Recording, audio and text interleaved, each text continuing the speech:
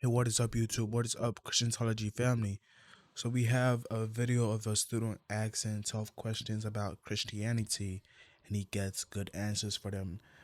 Before we get to the video, guys, kindly hit the subscribe button. It helps the channel grow so everybody can see the videos that I'm making. So everybody can see the videos that I'm making, right? Let's get straight to it. Can I ask you for an answer? I haven't seen any evidence for leprechauns. So you don't believe in them? No, I don't. Okay, do you believe Except in fairies? You don't believe in those, right? Nick, but you see, the God of the Bible is not like a being inside the universe, like a fairy or Thor. It's not about whether it's a being, or it's about the fact that it's a claim, right? It's a truth claim. Right. You don't believe in these things right. because there is no sufficient. Sufficient meaning stands a test of logic. Okay. Empiricism. Hold on, Nick. Go ahead. Hold on. Okay. The clip that we're about to watch is a fascinating conversation between Frank Turek and a student at one of his events. The conversation has to do with truth and religion and really the nature of truth. How is it knowable? Is it knowable? Also, Richard Dawkins and some of the more atheistic claims play a role in this conversation. There's also an amazing plot twist about 3/4 of the way through. I'll give some of my thoughts on the back end and mostly let the video play itself out between now and then. With that being said, let's go ahead and dive in. My question to you is one that I ask to anybody when I'm talking about religion. Mm-hmm. And it's to address a huge paradox I see that nobody seems to worry about. So you are presumably very confident in your views. You are not at all concerned that you might be wrong. I could be wrong. That's why I continue to read and continue to search. All right, but I'm not God. I could be wrong. You are still very confident in your ideology and your belief system. You are very confident. I mean, I'm assuming since you're up here on stage, you've written a book. If I walk into any given room, maybe not this one, I will find people that follow Islam. I will find people that are Jewish. I will find people that follow Hinduism. Mm-hmm. A number of religions, and there have been something like over 500. Probably way more religions in history that have all come and gone. Each of these followers of these various religions is utterly confident that they are correct, that their book has the word, the final word, the word of the Creator, and they will all point to, in my book, this is something that actually happened, this is something that actually happened, this is something that actually happened, so therefore everything is correct, my book is right, I know I'm right. All of these people in the same room are utterly confident that they're correct and the other people are wrong. And to me it seems like a blatant paradox, because I'm assuming you would agree that only one religion can be correct.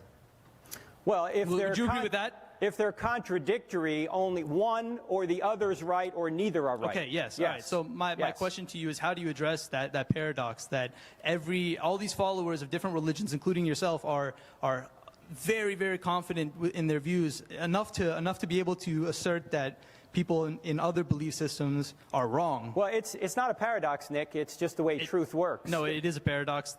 In that all these people, they're not willing to address the fact that the other people across the table are equally confident. They're equally certain. What do you mean by paradox? Maybe I'm misunderstanding what you mean by that. I mean that only 5 people at a table, each of them has a book. They're all saying I'm the one that's right because my book said so. How do you address that? Well, you look at the evidence. That's what you do. That's what we're trying to do here. Just like if I were to say 4 times 4 equaled 15, and you said, well, Frank, 4 times 4 equaled 16 rather than 15, you would be right and I'd be wrong. And if everybody else thought it was some other number than 16, they would be wrong too, right? Okay, yes, that's correct. But so what types of information then do you use? Again, I'm not familiar. I haven't read your book. Have you been in here for this presentation? I have not. I came in late. I'm just curious if... Oh, well... I mean, yeah, that's probably what the presentation was about. Hey, you guys want to hang out another 70 minutes? Huh? All right, I mean, that's fair Nick, enough. you came in really late, brother. No, that's fair. Hey, I'll tell you what we just did is we went through 4 questions. Does truth exist? Does God exist? Are miracles possible? And is the New Testament reliable, particularly about the resurrection of Christ? If truth exists, in other words, there is truth, and you would agree with there's truth, if God exists, if there's a being beyond the world who created and sustains the world, if miracles are possible, and we said they were because the greatest miracle has already occurred, the creation of the universe out of nothing, then if Jesus rose from the dead after he predicted it, if he really did rise from the dead, then what we call mere Christianity, C.S. Lewis would call it, the basic essentials of Christianity, are true. And that's what we were talking about here tonight. Okay, I mean, I'm sure I I'm sure we would disagree on a lot of those former points, but I did miss a lot of the presentation. I'll tell you what, if I were to give you a book, would you read it?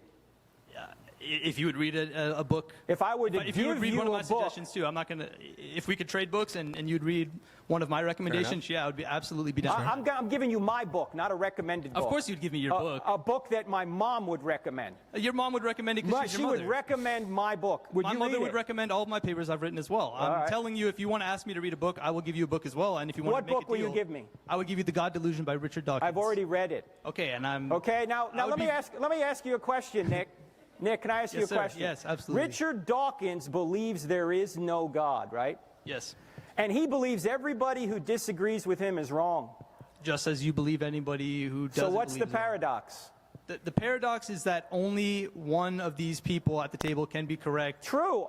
I mean that... You're saying that Richard Dawkins is right. I'm saying he's wrong. I'm saying that my view is closer to the truth than his. And the other significant difference in that situation, though, is that Richard Dawkins is not making an affirmative claim. He's not saying that something exists. Oh, sure he is. He's not. Richard Dawkins is saying that materialism's true, that macroevolution is true, that there are no objective moral values. You're pulling me into other areas of Richard Dawkins' belief systems. I'm only here to discuss whether or not there is a divine creator, a God. You can talk about all these things that Richard Dawkins has said or believes in, right? Let me just pause really quick right here to say that I think that the reason that they're missing each other at this point in the conversation is that it seems to me that Nick sees religious truth claims as subjective truth claims, whereas Frank Turek is saying that no, what religions mean with the type of truth claims that they put forward are of an objective nature. So to highlight this point, I'm going to play a really quick,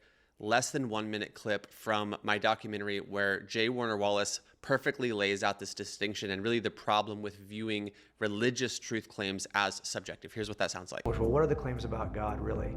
Are they just really an expression of our subjective opinions, like your favorite cookie or your favorite soda or your favorite movie? Because if that's the case, there's no point in us like getting all fussy about making a case for why I think Diet Coke is better than Diet Pepsi. But the issues related to God's existence are different because they aren't subjective claims. Our opinions can't change whether or not God exists. I can be wrong about God's existence, but my opinion can't change it. That's an objective claim about reality. And my subjective opinion has no... Now, then we have to ask the question, well, is Jesus this God? Do we think that Christianity is the true description of the God of the universe? Now, I can be wrong about this, but it's not a matter of my opinion. In the end, it either is or it isn't, and it's based not in Jim's opinion, but in the truth claim that's rooted in the object called Christianity. So it's an objective claim about God's nature, and it can be objectively false.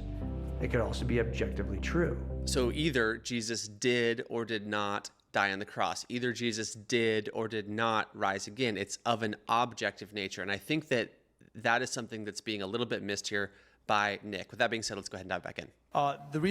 The way I can pull atheism out of that paradox is by saying that all these people at the table, the metaphorical table I'm describing, are claiming that something exists, something that is mutually exclusive with everything else at that table.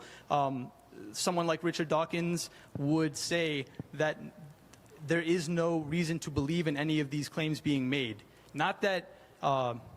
For example, I was speaking with somebody earlier, and one common argument I use, people will say, how can you be so confident that there is no God? They'll ask me that, you're saying this, but you're saying there is no God. It's not necessarily that I'm saying that there cannot be one, right? Do you believe in leprechauns? Can I ask you for an answer? I haven't seen any evidence for leprechauns. So you don't believe in them? No, I don't. Okay, do you believe in fairies? You don't believe in those, right? Nick, but you see, the God of the Bible is not like a being inside the universe, like a fairy or Thor. It's not about whether it's a being, or it's about the fact that it's a claim, right? It's a truth claim. Right. You don't believe in these things right. because there is no sufficient. Sufficient meaning stands the test of logic. Okay. Empiricism. Hold on, Nick. Go ahead. Hold on. Okay. Whether fairies exist or not is not a logical claim. It's an ontological evidentiary claim. Okay, same thing is true with God. It's totally logical that fairies and leprechauns could exist. It has nothing to do with logic. It has to do with is there evidence that such things exist? It might be a semantic error I'm making. Okay, yes. So Richard Dawkins says, At a scale of 1 to 7, with 1 being I know there's a God and 7 I know there's no God, he says I'm a 6.5. To his credit, he says that he's not absolutely certain that God doesn't exist, just like I can't be absolutely certain God does exist. I could be wrong, okay? But he is saying that everybody who disagrees with him in his view is wrong. He's saying the same thing everybody is saying when they make a truth claim. Absolutely. It's not a paradox to make a truth claim. That's not what I'm claiming, though.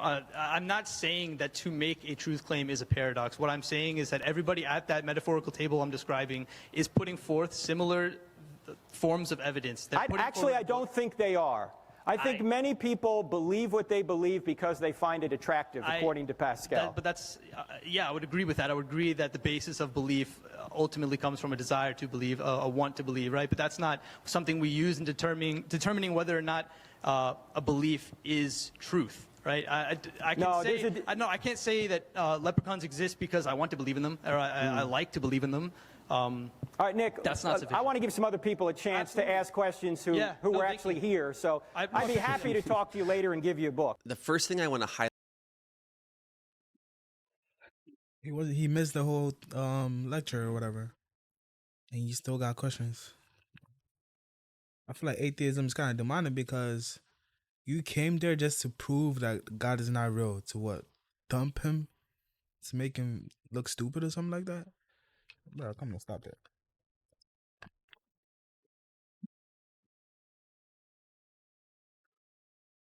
I like making these videos because it just exposes how atheists think.